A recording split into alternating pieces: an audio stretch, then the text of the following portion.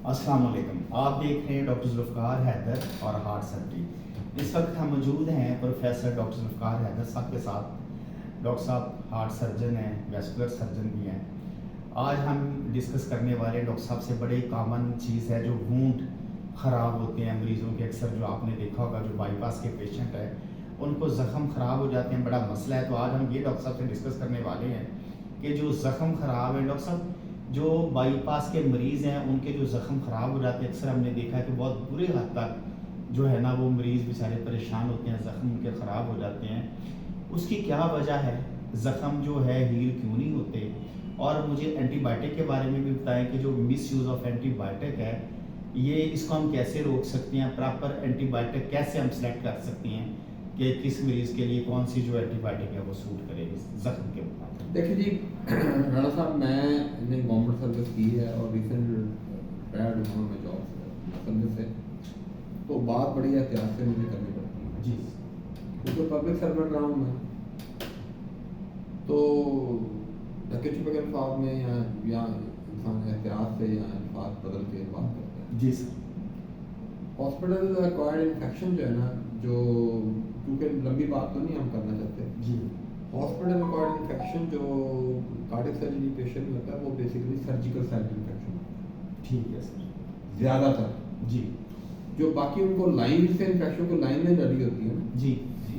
और जो CVP line वगैरह हाँ, लाइन हाँ, लगी। वो जो है ना, जी। हमारा एज ए सर्जन जो है ना दो कंसर्न होते हैं।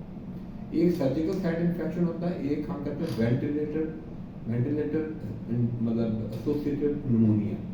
ठीक है। ये होता है अगर मरीज वेंटिलेटर पे 48 घंटे गुजार दे जी सर। और उसको निमोनिया हो गया या उसको चेस्ट इन्फेक्शन हो गया, दो चीज़ कंसर्न होती है। क्योंकि आमतौर पे तो मरीज वेंटिलेटर पे 3 घंटे रहता है, ठीक है, या 4 घंटे, इससे ज़्यादा नहीं, या 6 घंटे, जी इससे ज़्यादा नहीं रहता। लेकिन कुछ मरीज है जो लटक जाते हैं, मतलब लटक जाते हैं तो अच्छा नहीं, हम सॉरी, मैं अपने पास ऑफिस देता हूँ, I'm extremely sorry for these words। कुछ मरीज जो है ना वो जो है ना वो लंबा चलते हैं जी जी। तो उनमें अगर वो 48 घंटे के बाद अगर वेंटिलेटर की प्रॉपर उसकी कैसेट जो है उसको ETO नहीं किया गया और उसके जो फिल्टर हैं वो रिप्लेस नहीं हुए हुए, अब तो वैसे फिल्टर ऑटोमेटिकली सर्किट के साथ ही आ जाते हैं, लेकिन वेंटिलेटर की भी एक मेंटेनेंस होती है। जी सर। तो कुछ और फैक्टर होते हैं, तो लेकिन अगर फिर भी वो हो गया तो वो बड़ा डिजास्टर होता है और मरीज के बचने के चांसेस बहुत कम होते हैं। जी सर। लेकिन मैं फोकस करूंगा surgical side infection. Surgical side infection मतलब ये जहाँ से हमने ऑपरेशन जो स्टर्नम की एक जी इन्फेक्शन जो है ना, जो थिएटर से इन्फेक्शन लग के आता है, जी सर, वो मरीज जो है ना चौथे दिन ही जो है ना उसका यहाँ से पास आना शुरू हुआ। ठीक। और ये बड़ी बदकिस्मती है हमारे मुल्क में इन्फेक्शन रेट बहुत है। जी सर। और अदारों का नाम लिए बगैर मैं ये कह सकता हूँ कि इन्फेक्शन रेट बहुत ही बिल्कुल ठीक। अनएक्सेप्टेबल है जी। और जिसको ये हो जाए वो मरीज जिसको कहते हैं डीप स्टर्नल वुंड इन्फेक्शन जी, या तो वो ज़्यादातर मरीज तो हॉस्पिटल में ही फौत हो जाते हैं, ठीक हो, वो घर नहीं जा पाते जी, और बड़ी मिजरेबल बेचारे सिचुएशन होती है और डेथ हो जाती है। जी, और जो बेचारे बच जाते हैं उनकी भी लाइफ मिजरेबल होती है, उनका भी ठीक नहीं होता। जी सर, वो बार बार आते रहते हैं, सालों साल आते रहते हैं, ठीक है, और बेताशा एंटीबायोटिक खा के ख़त्म हो जाते हैं। बिल्कुल ठीक ठीक है, लेकिन ठीक नहीं होते, है। ठीक है ना, ख़ास तौर पे जिनको पब्लिक हॉस्पिटल से जी, यानी कि हॉस्पिटल एक्वायर्ड इन्फेक्शन जिनको, जी, जी, उसकी कुछ वजूहात हैं। जी सर, दो किस्म के इन्फेक्शन होते हैं, कम्युनिटी कार्ड इन्फेक्शन होता है जो छोटी मोटी एंटीबायोटिक से ठीक हो जाता है, एक hospital acquired infection actually as a matter of fact जी, जो मैं इस चीज़ को कतई नज़र करें कि पब्लिक सेक्टर में ऑपरेट हो रहा है पेशेंट या जी। प्राइवेट सेक्टर में। अब तो प्राइवेट की तरफ तो दोबारा आऊँगा जी। Without naming any hospital. जी, लेकिन आप प्राइवेट हॉस्पिटल में भी उतना ही इन्फेक्शन है, बल्कि ज़्यादा इन्फेक्शन है जी एज कम्पेयर टू पब्लिक जी केयर बिल्कुल हॉस्पिटल। ठीक हो गया उसकी वजूहात मैं आपको बताता जी। हूँ। अच्छा, अब ये डीप इन्फेक्शन जो है जी वो लगता है आपकी CSSD में है, प्रॉब्लम है, आपके इंस्ट्रूमेंट गंदे हैं, ठीक है ठीक है, या थिएटर जो या आपका थिएटर है वो गंदा है और इंतहाई गंदा है, ठीक है ठीक है, तो ये इस चीज से ही लगता है। ठीक है। लेकिन सर्जन, कोई सर्जन नहीं चाहता कि मरीज को इन्फेक्शन, जी बिल्कुल हर सर्जन ठीक खराब होता है।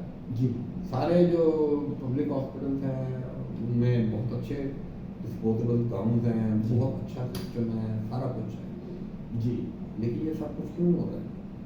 ये इसलिए हो रहा है कि बहुत कम ये कोशिश की गई कि कल्चर सेंसिटिविटी या किसी भी, मैंने देखा है कि जगह पे मुझे याद है मैं मैनचेस्टर में था जब SPR था, तो उस वक्त शाम के जब राउंड कॉल होता तो एक कंसल्टेंट बूढ़ा सा माइक्रोबायोलॉजिस्ट जो है ना वो किताब लेके आ जाता था, उसके ऊपर उससे कहा कि फलां यूज ऑफ फलां, उसमें उसका क्या कंडीशन है, कौन सी एंटीबायोटिक दे रहे हो।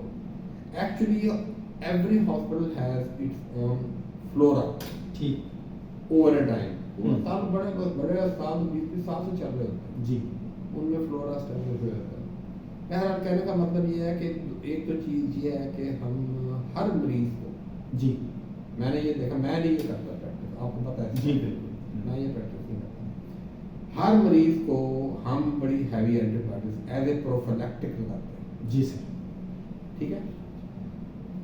एक्चुअली जबकि ये जो कार्डियक सर्जरी होती है, जो इलेक्टिव कार्डियक सर्जरी है, जी। वो एक क्लीन सर्जरी है। जी सर क्लीन सर्जरी का मतलब ये है कि उसमें रिस्क ऑफ इन्फेक्शन जो है ना 1% के ऊपर नहीं होता। ठीक है तो फिर आप इतनी बड़ी बड़ी एंटीबायोटिक क्यों लगाते हैं? बिल्कुल इसका मतलब है कि आप कंफ्यूज हैं, जी बिल्कुल आपको शक है। जी जब आपको शक है, हम्म। आपको शक किस चीज़ पे है? आपको शक जो है ना इस चीज़ पे है कि हमारी चीज़ें साफ नहीं है, बिल्कुल हमारे बंदे साफ नहीं है, जी। हमारी चीज़ें साफ नहीं है। हाँ तो इसका मतलब ये नहीं है कि आप 3-3 एंटीबायोटिक या 2-2 है एक्सट्रीमली एक्सपेंसिव एंटीबायोटिक हर मरीज को दिए जाए। जी उसका तरीकाकार ये है कि आप इन्फेक्शन कंट्रोल डिपार्टमेंट, जो अनफॉर्चुनेटली बहुत ज़्यादा एक्टिव नहीं है जी। हॉस्पिटल में, हालांकि हम पढ़ाया जाता है, समझाया जाता है, लेकिन कहा जाता है, लेकिन प्रैक्टिकली जो रिजल्ट अमल नहीं होता उस पर। नहीं, अमल क्या जीरो है, वो पॉलिटिक्स की नज़र में लेता है। जी उसमें पॉलिटिक्स ये आती है जब आप अगर किसी इन्फेक्शन कंट्रोल चीज़ को लेके चलना चाहते हैं ना, जी तो कोई बंदा आपके ही डिपार्टमेंट में आपसे नाराज हो जाएगा कि आप कौन होते हैं जनाब ये करने वाले, बिल्कुल सही ठीक है। तो हमारा मुल्क का बेड़ा गर्क इस वजह से हुआ कि अगर कोई बंदा काम करना भी चाहता है हाँ तो उसका ही कुलीग हाँ हाँ वो करने नहीं देता उसको।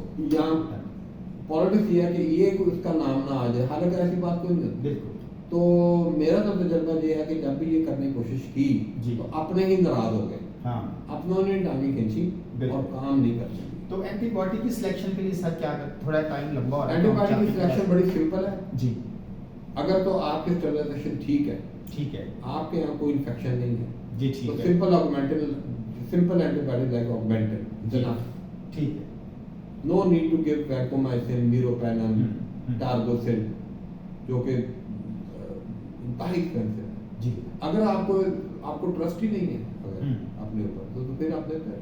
तो अगर सर ये एंटीबायोटिक ट्राई करते रहते हैं मैं कल्चर नहीं जाते, फ्लोरा में नहीं जाते, अच्छा। माइक्रोबायोलॉजी से डिस्कस नहीं करते हाँ कि कौन से जो है ना बैक्टीरिया ग्रो हो रहा है, और देखें कि उस बैक्टीरिया अगर ग्रो हो रहा है, अगर बैक्टीरिया जो है वो आपके स्टूल से आ रहा है, हाँ वो बैक्टीरिया जो स्टूल में पाए जाते हैं, बैक्टीरियोइडस है जी ठीक है ना, या ई कोलाई है, इसका क्या मतलब है? हाँ इसका मतलब है कि आप जो है ना वो, मतलब मैं क्या बताऊँ आपको, इसका मतलब है कि आप वो बैक्टीरिया आपके यहाँ आ रहे हैं हाँ जो आपकी बड़ी आंत में है, हाँ जी तो ये तो डिजास्टर्स है। तो वहाँ तो सर्जरी बंद हो जानी चाहिए बिल्कुल इमीडिएटली, ठीक हो और उसकी प्रॉपरली इन्वेस्टिगेट हो। एक्चुअली उस हेड ऑफ द डिपार्टमेंट को ही सर्जरी बंद कर बिल्कुल सही तो जो एंटीबायोटिक का जो दुरुस्त है जो लगाने के लिए ज़रूरी है कि पहले वूंड कल्चर करा दिया जाए मरीज़ का।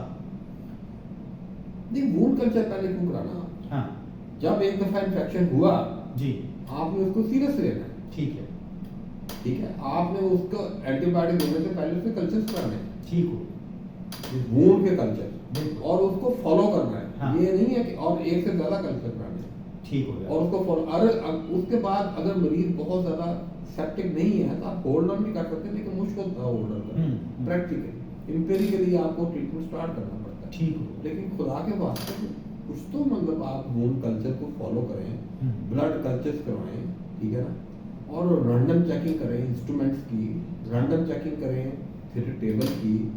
इसके डिफरेंट डिफाइंड मेथड है, मुझे जरूरत नहीं। बिल्कुल ठीक है। उम्मीद है आपको जो डॉक्टर साहब की गुफ्तगू से आपको कुछ इल्म में इजाफा हुआ होगा, तो एंटीबायोटिक का इस्तेमाल और जो ज़ख्म क्यों ख़राब होते हैं आपको समझ आ गई होगी। हमें इजाज़त दीजिए, अगले हिस्से में हम एक नई चीज़ पे डिस्कस करते हैं डॉक्टर साहब से। तब तक के लिए अल्लाह हाफ़िज़। Thank you sir. ओके।